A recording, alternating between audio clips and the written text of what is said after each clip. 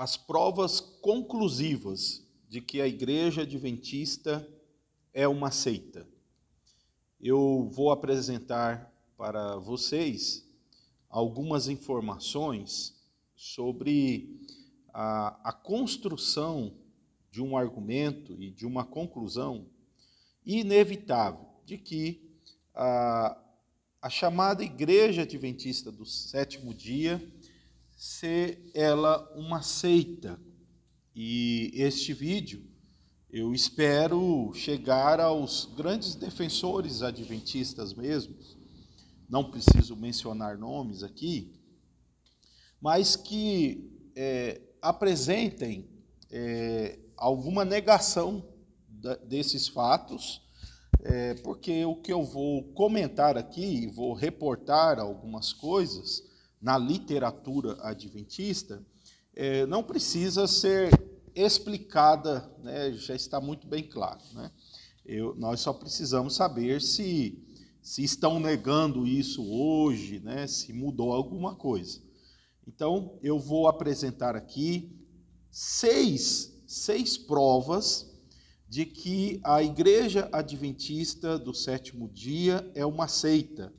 Portanto, no que tange às igrejas protestantes, né, históricas, as mais antigas, ou mesmo evangélicas mais recentes, que têm uma aderência aos pontos essenciais da fé cristã, bíblica, é impossível ter uma relação cristã de comunhão com esta denominação.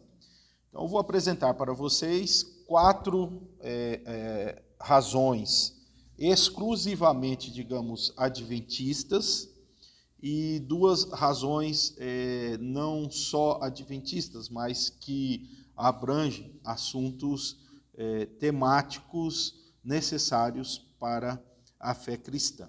Até mesmo esses 4 que eu vou apresentar, eles de alguma forma atingem a essência do cristianismo. Portanto, é por essas razões que eu creio ser a Igreja Adventista uma seita. Então vamos lá. Primeira prova de que a Igreja Adventista é uma seita. Eles possuem uma crença oficial que diz que a única igreja visível, verdadeira, é a Igreja Adventista do Sétimo Dia. Eles, portanto, se colocam como o único grupo realmente à parte de Babilônia e o único que segue, de fato, a verdade bíblica. Então, há um exclusivismo denominacional, onde automaticamente e necessariamente consideram todos os outros grupos religiosos afastados da verdade, né? Há o debate que chamam de Babilônia agora, ou vai chamar mais para frente, para mim não interessa. O fato é que, como disse a profetisa Ellen White, a profetisa adventista Ellen White, ela chega a dizer que mesmo o nome Igreja Adventista do Sétimo Dia é uma denúncia contra todas as outras religiões e as religiões protestantes. Preste bem atenção nisso. Ellen White diz que o nome Adventista do Sétimo Dia é uma forma de denunciar tanto a identificação da igreja remanescente, visível, verdadeira, como uma maneira de denunciar. Daí, o adventismo entra com um dos aspectos da sua apologética, que é minimizar. Eles dizem, não, mas nós não falamos que apenas nós somos salvos, né? Nós falamos que existe os filhos de Deus em todas as denominações e eles poderão ser salvos, né? Isso daí é aquela mania de diminuir, né, o impacto, lançando ideias, né, desconectas do assunto. Nós não estamos falando de salvação realmente, né? Por pior que seja uma seita, alguns ainda falam, se a pessoa não tem plena luz da verdade que nós pregamos, elas podem ser salvas. É mais ou menos isso que vocês falam, né? Então, enquanto não receber a luz da verdade adventista, a pessoa vocês consideram como sendo uma sincera. Ela está servindo a Deus na luz que recebe lá nas igrejas de Babilônia. Então não é esse assunto. O ponto é realmente, inclusive Anthony Huckman, ele diz que esse é um aspecto que torna impossível a relação denominacional com a igreja adventista. Ou a igreja adventista renuncia a isso, certo? Ou para de ficar minimizando, né? Colocando alguns enfeites para nos fazer de bobo, né? Então não dá. Então eu repito aqui que a doutrina e a crença de que são eles, ou eles constituem a igreja visível verdadeira, é a primeira prova de que nós estamos diante de uma seita. Segunda prova de que a igreja adventista é uma seita. A crença oficial na profetisa Ellen White.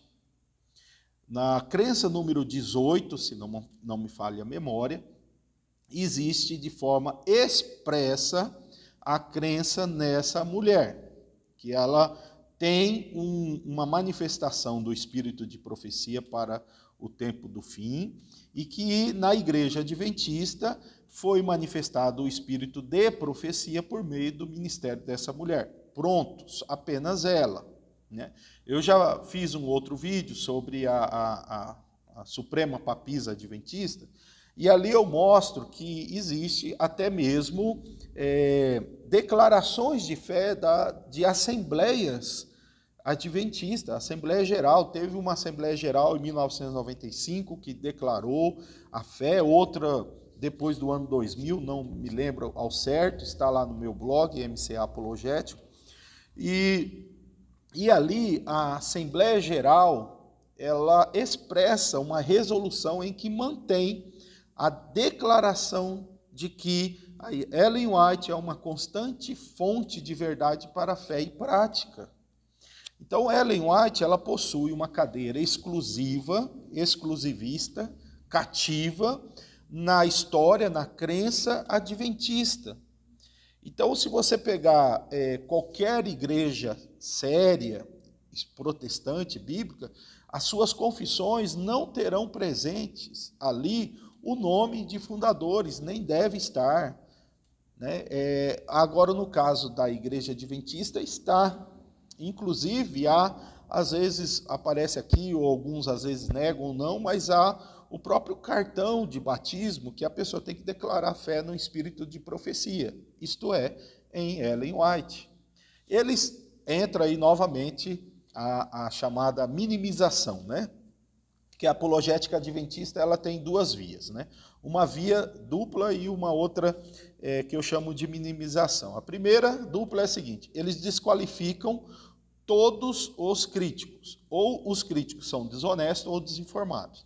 E a outra via é a minimização. Então aqui eles minimizam, quando você diz, olha, vocês têm que crer em Ellen White, né? E eles dizem, não, você está rejeitando o dom de profecia, né? E inclusive quando nós somos de igrejas tradicionais, que não tem lá uma teologia que sustenta a ideia pentecostal ou de continuidade dos dons, eles dizem, vocês negam Ellen White porque vocês não creem em profecia mesmo, né? Então, assim, realmente, quem entende que não há mais profetas nesse nível, nos dias de hoje, vai rejeitar, obviamente, mas a gente pode discutir sobre a continuidade dos dons, né? Até porque é isso que vocês dizem. Mas somente Ellen White que teve o dom de profecia na igreja adventista? Sim, somente ela, né? Aliás, que essa é uma afirmação até mesmo de um apresentador da TV Novo Tempo. Perguntaram para ele, só Ellen White? Ele disse, só, usada por Deus, chamada por Deus para ser profetisa no tempo do fim, só ela. Inclusive, ela é insubstituível, já surgiu outras profetisas que foram aí derrubadas, né? Enfim, então, essa é a segunda razão ou a segunda prova de por que a igreja adventista é uma seita. Tem um detalhe, a minimização também eles ficam dizendo, no período bíblico existia profetas não canônicos, mas eu volto a dizer, só Ellen White então é não canônica? Somente ela? Ela morreu em 1915, né? Não estou nem aqui entrando nos plágios dela, nas loucuras das visões dela, não estou nem entrando em detalhes. Então, essa crença nela é uma evidência de que a seita adventista tem uma daquelas características que não são tão exclusivas na definição, mas a seita geralmente segue um homem. Né? É a única religião que professa ser protestante, ou cristã, ou evangélica, que tem no seu rol de doutrinas o nome de um dos fundadores. Agora, a terceira prova.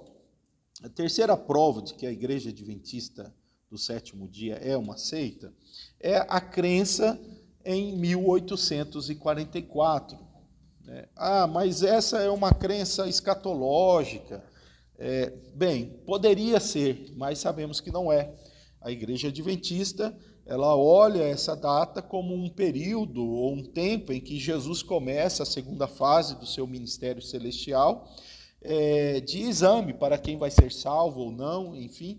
Então, eles tornam o ministério celestial de Cristo tendo duas fases, né? Uma que vai desde sua ascensão até o dia 21 de outubro de 1844, olha o absurdo, e outra fase que começa em 22 de outubro de 1844 e adiante, né? Há inúmeros erros nessa interpretação, tanto na data inicial como na data final, tanto no texto, né, de Daniel 8,14, né, o exame do próprio texto, como o contexto, né, o que aponta ali não tem nada a ver com Cristo no ministério celestial, não tem nada a ver, certo? Ali são lutas e potências das nações contra o povo de Deus, não tem nada a ver com Cristo, nada, absolutamente nada. Essa é uma doutrina frágil, igual a doutrina da presença de Cristo em 1914 das Testemunhas de Jeová. Isso é frágil, isso é realmente fraco demais. Mas a Igreja Adventista, ela diz que essa é uma crença essencial, que eles têm essa mensagem para proclamar, que é a mensagem do juízo, que se iniciou aí em 1844. Né? Essa doutrina, ela digamos assim, um remendo, um rearranjo, né? um jogo de marketing para a decepção de que Jesus não voltou com a mensagem de Miller. Né? Depois, Iran Edson teve uma visão no milharal de que Jesus passou no Santíssimo. Logo, alguns meses adiante, Ellen White também teve essa visão. Então, primeiro houve a decepção, primeiro houve a busca por respostas, teve essa visão, e aí eles formularam a doutrina. Né? Então, eles dizem, não, estudou muito, estudou nada. Estudou nada. É só você pegar, por exemplo, o livro O Grande Conflito e procurar lá as citações bíblicas de Ellen White em torno do contexto de Daniel 8,14. É mínima, ela não avalia, ela não diz nada sobre o contexto do texto de Daniel 8,14. Então, fica claro que depois os teólogos e os doutores adventistas se desdobraram para a garantia da doutrina que Iran Edson e Ellen White tiveram. Né? Então, isso é inevitável. Agora, a doutrina de 1844, ela é de toda errada, falha, sem sustentação nenhuma, tanto que nenhuma igreja, ninguém ensina isso. Né? Não estou aqui nem entrando ainda, nem vou, aliás, entrar na questão de Guilherme Miller, como que isso começou, mas essa doutrina hoje, mantida pelo Adventismo, é uma doutrina falha. E tem um livro que publicado pela editora adventista, do autor Goldstein. Ele diz que se essa doutrina é falsa, o adventismo é falso. Só que se ela é verdadeira, então Ellen White e tudo que o adventismo diz é verdade. Então, assim, derrube 1844, que acaba o adventismo. né? Eu acho o seguinte, o adventismo ele tem apenas duas pernas, né? Essa mesa aí, né?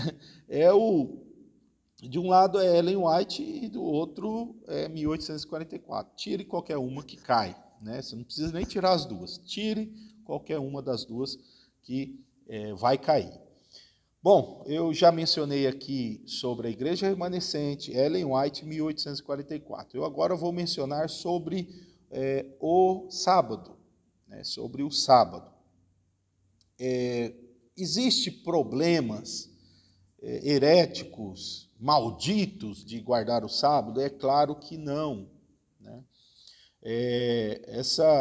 Essa é uma doutrina que, das três que eu citei, é a única que eu posso dizer que aí sim dá para sentar com um adventista e conversar de algo bíblico, né? Agora, que a Igreja Adventista é a remanescente, Ellen White profetiza em 1844, isso é gibi, isso não tem base, né? Não dá para nem mesmo pensar que existe validade argumentativa nesses três assuntos. Quanto ao sábado, porém, nós temos claramente um assunto bíblico.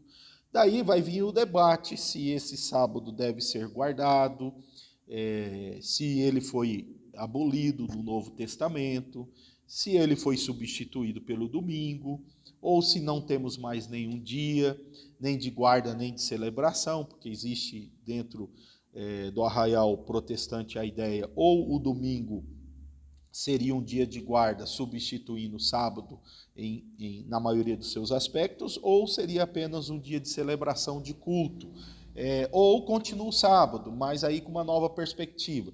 Então, esse é um debate. Mas qual é o problema?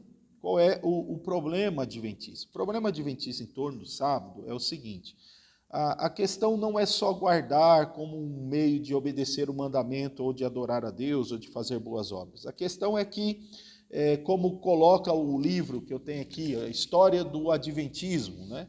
Esse livro chega a colocar, né, o autor desse livro chega a colocar que a guarda do sábado não é uma forma apenas de servir a Deus, mas é a única forma de servir a Deus corretamente e será o ponto de divisão entre aqueles que servem a Deus e os que não servem. E isso foi dito por Ellen White, né? Tanto que tem aqui uma expressão na página 91, que Ellen White, né, nas suas visões, ela disse assim: vi que o santo sábado é e será a parede de separação entre o verdadeiro Israel de Deus e os descrentes, e que o sábado é a grande questão a unir os corações dos queridos santos de Deus que o aguardam. Olha só. Então, eles colocam no sábado um peso salvífico, sobretudo para o tempo do fim. Agora não tem, mas como eu disse, é um jeito de fazer um enfeite, uma minimização, porque eles dizem que ainda não foi esclarecido, né? Que ainda a mensagem do sábado não deixou claro para todos ainda, né?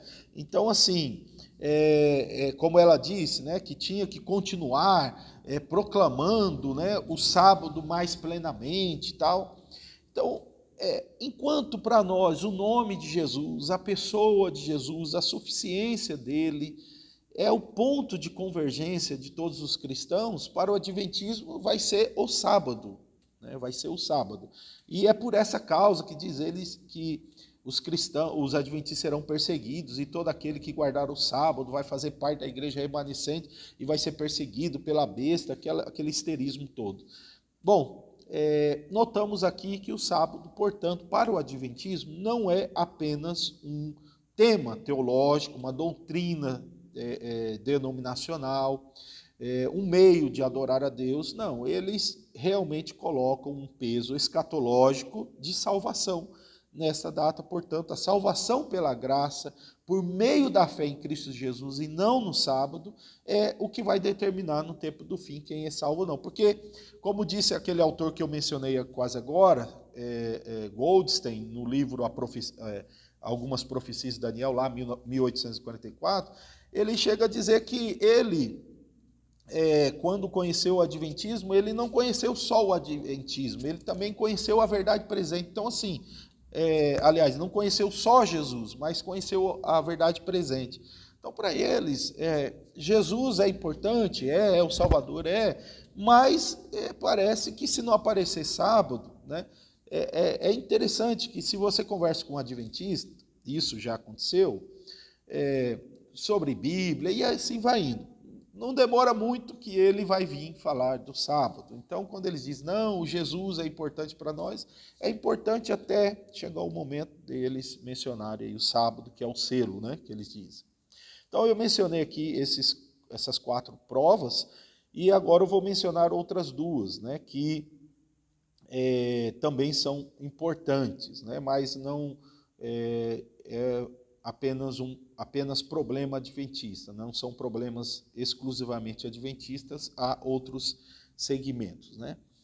Bom, 5ª prova, e aqui vai o meu desafio para todos os apologistas adventistas, tá?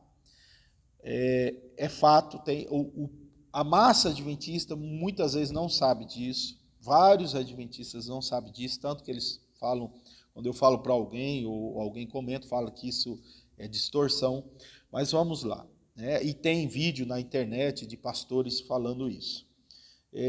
A Igreja Adventista do Sétimo Dia não crê na doutrina da Trindade clássica.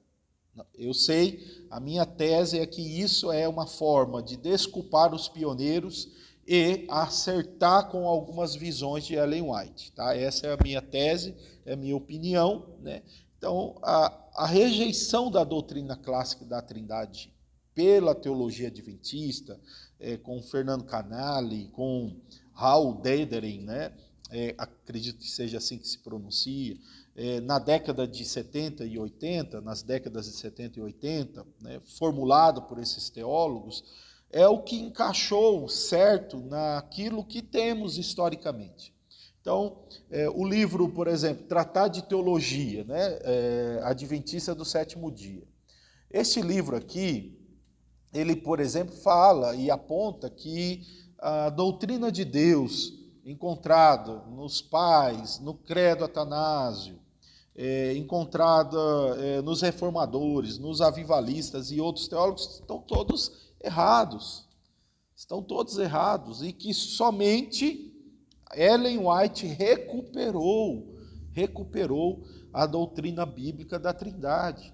E essa recuperação está diferente da doutrina clássica de Deus relacionada à Trindade. Então, eu apresento como 5ª prova e evidência de que a Igreja Adventista é uma seita, porque existe duas propagandas aí sobre a Trindade. Uma, o que nos dizem, nós cremos na Trindade. A outra, quando você vai entrar nos livros de teologia, nas definições, naquele livro intitulado A Trindade, tem uma revista adventista, Os Pioneiros e a Trindade, também ataca a doutrina clássica da Trindade. E aí a pergunta é o seguinte: creem ou não creem na doutrina da Trindade conforme creem os protestantes e os credos históricos? Vocês não creem. Não creem. Portanto, aquele livro Questões sobre Doutrina mente, ou na época falava a verdade ou mentia, eu não sei. Mas quando disseram lá para os representantes evangélicos que criam na Trindade, que tinham acordo com as doutrinas protestantes concernente a esse assunto, era mentira ou veio a ser mentira, né? Então, vocês precisam resolver isso, né? Quem quiser uma vasta documentação sobre esse assunto, certo? Provas sobre esse assunto, que até hoje não foi questionado nem contestado, tá? Tá lá no meu blog, MCA Apologético, um artigo intitulado A Avaliação do Neotrinitarianismo Adventista, tá? Avaliação teológica do Neotrinitarianismo Adventista. Lá, por favor, você vai encontrar mais informações e, quando puder questionar, estou aí aberto para ouvir, certo? Ouvir E quem sabe, pelo menos esse é um assunto que possa ser corrigido. Mas, a meu ver, eu já identifiquei, e o que preciso é que ou neguem isso, certo, ou assumam. Mas parem de ficar usando o termo trindade, se não é a trindade encontrada no arraial protestante, cristão, ortodoxo e histórico. Tá? Por fim, a sexta prova, que para mim é ponto final, né, para entender que a igreja adventista é uma seita. Ponto final em todas essas, não que essa é apenas a mais importante. Né? A igreja adventista, por causa de Ellen White, devido aos seus escritos, a várias coisas que ela falou errado, eles ficaram diante de um dilema. Ora, se ela é inspirada, por que ela errou tanto? Né? Ou ela não era inspirada? Não, eles não podiam negar que ela não era inspirada. Então, o que eles fizeram? Eles assumiram a ideia de que a inspiração não livra de erros. Aí, para que Ellen White recebesse um salvo-conduto, a igreja adventista nega a inerrância das Escrituras. Tá? Então, se você pegar a Declaração da Inerrância de Chicago, que foi um encontro de vários protestantes ortodoxos, de vários segmentos, e defenderam a inerrância bíblica, os discursos, sermões, a abordagem dessa conferência, desse congresso, estão no livro organizado pelo falecido Norman Geisler, né, o livro da editora Vida, que chama Inerrância. Lá nós temos tradicionais, pentecostais, arminianos, calvinistas, comunidades independentes e históricas, todos unidos pela inerrância, dado o fato da teologia liberal atacar a inerrância das Escrituras e a infabilidade. Então tem ali a Confissão de Chicago, né, a Declaração de Fé, que é importantíssimo.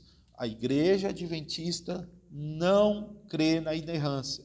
Será que é porque eles também sucumbiram à teologia liberal? Embora seja semelhante, está de mãos dadas por atacar a inerrância bíblica, a razão é outra, a razão é Ellen White. Né? O próprio doutor, já falecido Samuel Bacchiocchi, ele apresenta várias razões de se negar a inerrância. E ele diz que no caso dos adventistas, a razão final é Ellen White e a produção de seus livros. Né? Então, eu tenho aqui essas evidências e essas provas, certo, que eu mencionei. Eu peço a você que assistir o vídeo, se assistir inteiro e for comentar, trabalhe as informações, pare de ficar ventilando outros assuntos, certo? Diga, o que você disse aí não é verdade, né? Ou o que você disse está aqui nesse livro, ou naquele, mas nós não aceitamos mais isso, ou é verdade ou deixa de ser. Seja objetivo, certo? Eu estou apresentando provas aqui que estão fundamentadas nos escritos adventistas, tá? A palavra de Deus diz que nós devemos batalhar pela fé. Judas, versículos 3 e 4, fala isso. Também, em uma das cartas de Paulo aos Coríntios, ele diz que as nossas armas não são carnais, mas poderosas em Deus para conduzir pessoas a serem obedientes a Cristo. Então, o que eu estou fazendo aqui é simplesmente fazer um apelo aos adventistas que têm o amor por Jesus, que acreditam estar servindo a Cristo, que observem esses erros, certo? E não se apeguem a eles.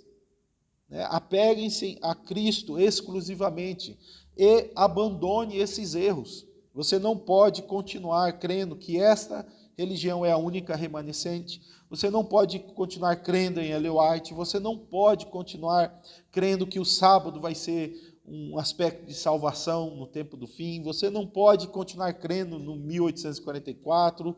Não pode continuar crendo em uma trindade nova produzida por Ellen White, nem mesmo negar a inerrância bíblica. Que Deus te ilumine. É isso, é esta causa que a apologética tem feito, é evangelismo. Que Deus nos fortaleça em Cristo Jesus.